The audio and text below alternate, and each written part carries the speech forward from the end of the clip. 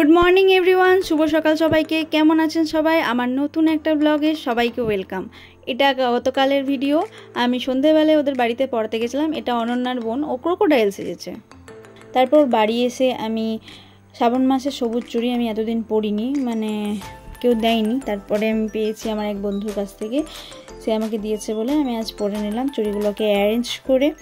দেন একটু মেহেন্দি লাগানোর ইচ্ছা হচ্ছিল, সবাই তো লাগায়, তাই মেহেন্দিও লাগিয়ে নিয়েছি রাতের মধ্যে। তারপর সকালবেলায় উঠে ফাইনাল লুক এটা রাতে, তারপরে এই যে সকালবেলায় উঠে ফাইনাল লুক এটা। দেন একটু চা খেতে খেতে ভিডিও করে নিলাম। আর সেদিন ছিল আমাবস্যার উপোস করেছিলাম সেদিনে। তো আমি পুজো টুজো করার জন্য স্নান টান করে নিয়ে একটু ফর্দ বানাচ্ছিলাম, আমার দোকানেও যাওয়ার ছিল। এবং সেদিনে ছিল আমার এক বন্ধুর ভাইয়ের জন্মদিন। তো আমি বিকেলবেলায় সেখানে যাওয়ার জন্য তৈরি হচ্ছিলাম। তো প্রথমে আমি তৈরি হয়ে চলে যাচ্ছি এখন আমাবস্যার পুজোর জন্য। ওখানে গিয়ে মানে আমারই একজন স্যার আছেন, উনি পুজো করেন। তো ওনার বাড়ির ওখানে মন্দির আছে, সে অনেকেই চেনেন, বালিজুড়ি খেপি মায়ের মন্দির। সেই খেপি মায়ের মন্দিরে আমি গেছিলাম। পুজোটা দেখুন, অনেকটা উপভোগ করবেন, ভালো লাগবে। আর দেখবেন যে পশুকে আমরা মায়ের চরণে বলিদান করি, সেই পশুই মায়ের পুজো দেখছে, সেই দৃশ্য আপনারা এখানে দেখতে পাবেন। খুব ভালো লাগবে আপনাদের, দেখুন একটু। এই যে আমি এখন ধান দুব্বো, আমাকে পান পাতা ধান দুব্বো। এখানেও আমাদের বাড়ির কাছেও কালী মন্দিরে পুজো হবে, তার জন্য তুলে রাখতে বলেছিল, রেডি করে রাখলাম।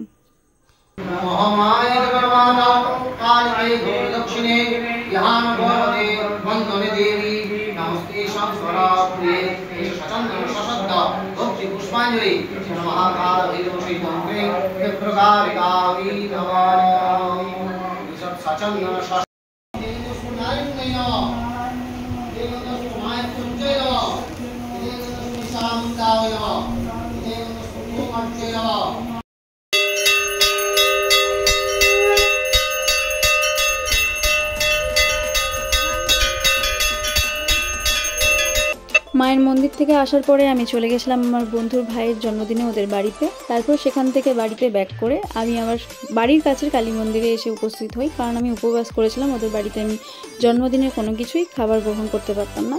তো সামনেই মেলা বসেছিল, মেলাতেই খানিকক্ষণ ঘুরে নিলাম। আমার এক বান্ধবী এসেছিল শ্রেয়া, ওর সাথে মেলা ঘুরে তারপর আমি বাড়ি চলে আসি। যাই হোক, আজকের ভিডিওটা এই পর্যন্তই। গুড নাইট, শুভরাত্রি, সবাই ভালো থাকবেন, সবাইকে ভালো রাখবেন। আর ভিডিওটা যদি ভালো লেগে থাকে তাহলে প্লিজ লাইক, শেয়ার, কমেন্ট করবেন। Tata, bye bye.